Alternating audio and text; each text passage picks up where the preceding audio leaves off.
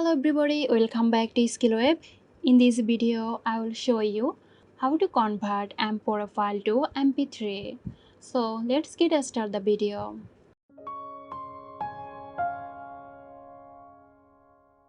To convert M4A to MP3, I'm gonna use an online converter. So open your web browser, search for CloudConvert. There is so many websites you can use to convert your M4A file to MP3, but I prefer using this website.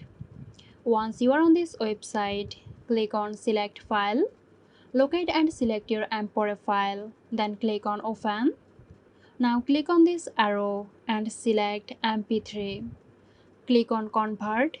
This may take some moments to upload and convert your file. As you see, it has been converted to MP3. To download this, simply click on the download button. So there you go. I hope this video helped you out. Stay tuned for more helpful tutorials here at SkillWeb. This video is sponsored by Zerosoft. Zerosoft offers graphic design, UI UX design, digital marketing and web development. Elevate your brand with Zerosoft today. For more details, check the description box.